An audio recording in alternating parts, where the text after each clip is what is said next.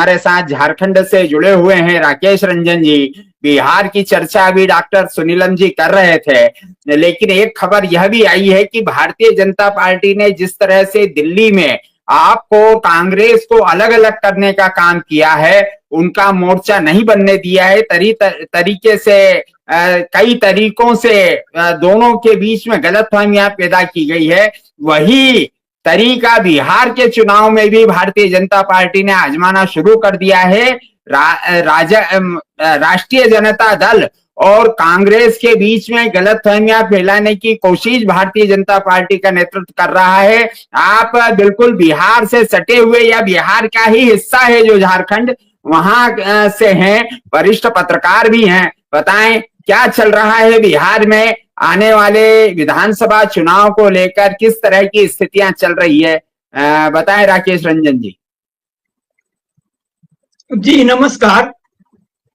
देखिए, अभी जो तमाम बातें हुई है और अभी डॉक्टर साहब ने, सुनीलम जी ने भी जो बातें कही है तो बिहार को रेखांकित किया है, और जो बातें कही है उससे मैं असहमत नहीं हूँ। लेकिन आपका जो सवाल है स्वाभाविक है, जब सियासत है और बिहार एक ऐसा प्रदेश है और झारखंड भी, क्योंकि बिहार से ही बना है झारखंड, तो झारखंड में भी जिस तरीके से तमाम साम दाम दंड भेद के सहारे भाजपा ने लाख कोशिश की, पिछले 5 साल कोशिश करते रहे, चुनाव के दौरान भी करते रहे, और खासतौर से प्रधानमंत्री ने जिन सीमाओं को लांघ करके चुनावी सफलता हासिल करने की कोशिश की, तो झारखंड ने उनकी दाल नहीं गलने दी। बिहार में भी भाजपा का एक बड़ा सपना है कि कम से कम अब अपना मुख्यमंत्री बना ले, जो नीतीश कुमार के सहारे 20 साल से तकरीबन, उसमें कुछ अंतराल को छोड़ दीजिए, जो कुछ दिनों के लिए नीतीश जी लालू जी के साथ आए थे, तो अधिकतर भाजपा और नीतीश जी का ही शासन रहा है। तो भाजपा की पूरी कोशिश है, कोशिश पिछले बार भी हुई थी जब चिराग पासवान को खड़ा किया गया था।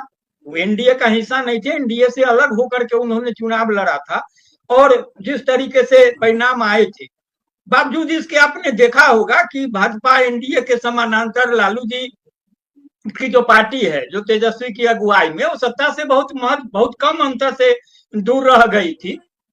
बाद के दिनों में ठीक है, नीतीश कुमार ने उसमें भी तोड़फोड़ की और अन्य जो बातें हुई। इस बार भी प्रशांत किशोर की बात है, और प्रशांत किशोर चूंकि सियासत में आ गए हैं, सियासत की बात कर रहे हैं, लेकिन मैं उन्हें मानता हूं कि उनका जो कारोबार रहा है उससे लोकतंत्र का कभी कुछ, उसमें लोकतंत्र केंद्र में रहा ही नहीं है। उनका जो कारोबार है पूरी तरह से विशुद्ध लोकतंत्र की हत्या का कारोबार है। वो जिस तरीके से मुद्दों को भटकाने का काम करते हैं, तमाम चीजें करते हैं, जो लोकतंत्र की जो अवधारणा है उसको झुठलाने की कोशिश करते हैं, तो प्रशांत किशोर प्रयास कर रहे हैं।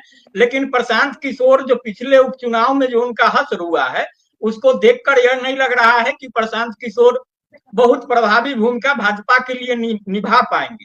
इसके उलट जदयू से भी भाजपा की कटभट प्रशांत किशोर के मसले को लेकर शुरू हो गई है, क्योंकि जदयू को भी, नीतीश कुमार को भी लग गया है कि प्रशांत किशोर को चिराग पासवान की भूमिका में भाजपा कहीं ना कहीं से खड़ी कर रही है। इसलिए प्रशांत किशोर पर जदयू का हमला तेज है, और जो आरोप लगे हैं कई बहुत गंभीर आरोप हैं, और इससे विपक्ष को भी एक हथियार मिला है, क्योंकि प्रशांत किशोर की जो आमदनी है उस पर सवाल उठ रहे हैं, उनके पार्टी पर सवाल उठ रहे हैं कि भाई प्रशांत किशोर कौन है जनसुराज पार्टी के, कहीं कोई ऐसा कहीं लिखित उनकी कोई उसमें परिचय नहीं है, तमाम चीजें हैं।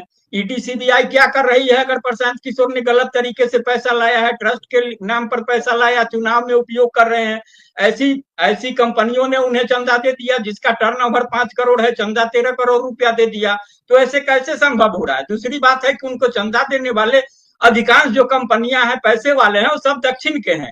तो दक्षिण के पूंजीपतियों को आखिर बिहार में क्या इंटरेस्ट जग रहा है, क्यों उनको बैकअप कर रहा है, पैसा दे रहा है, तमाम बातें हैं, ये सवाल उठ रहे हैं। कुल मिलाकर के लालू जी चूंकि सांप्रदायिकता के खिलाफ, उस ताकत के खिलाफ एक केंद्र बने रहे, और अब तक है कि सरेंडर उन्होंने नहीं किया है, चाहे जिस रूप में उनकी स्थिति हुई हो।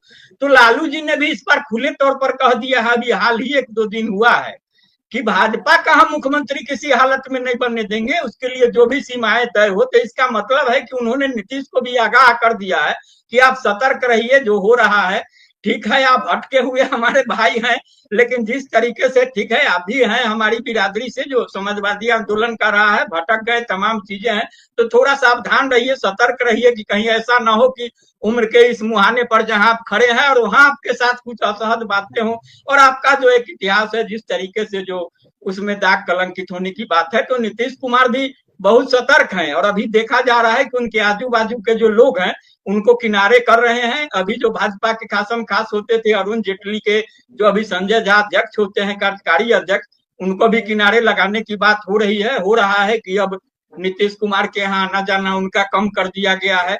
अशोक चौधरी हैं, उन पर भी लगाम लगाने की बात है, और लगता है कि अभी बहुत जल्द उनको भी कुछ किया जाएगा, किनारे लगाया जाएगा। तो इस तरीके से आगे बढ़ेगी, और चूंकि बिहार बदलाव की भूमि रही है, तमाम चीजें हैं, तो फिर इस तरीके से यहाँ दिल्ली से जोड़कर हमको नहीं लगता है कि बहुत अपेक्षित होगा कि आम आदमी पार्टी का जो हश्र हुआ, चाहे जिस वजह से हो, ऐसा बिहार में हो जाएगा। आपने कांग्रेस का सवाल किया था, तो यह बात सही है कि कांग्रेस को किसी तरीके से गुमराह करने की कोशिश हो रही है, और राहुल गांधी की जो 2 यात्राएं हुई है और उसमें जो उनके कदम है, संकेत है, वह बता रहे हैं कि कहीं वो दिल्ली के जैसा ही कुछ कर सकते हैं। अभी यहाँ वो प्रभारी भी बदले हैं, झारखंड में भी, बिहार में अन्य जगह भी बदले हैं। तो यहाँ कहा जा रहा है जो वर्तमान प्रदेश अध्यक्ष है उनकी छुट्टी की जानी है, क्योंकि उन पर आरोप है कि वो लालू जी के ही आदमी हैं, और यहाँ बैठे हुए चूंकि लालू जी के साथ उनकी सरकार में, लालू राबड़ी सरकार में मंत्री रहे हैं, केंद्र में भी मंत्री रहे हैं अखिलेश प्रसाद सिंह। तो कुल मिलाकर के लेकिन कांग्रेस भी समझ रही है, तो हमको नहीं लगता है कि यहाँ बहुत जोखिम लेने की स्थिति में है, क्योंकि कांग्रेस का भी अपना कोई खास यहाँ जमीनी संरचनात्मक ढांचा नहीं है।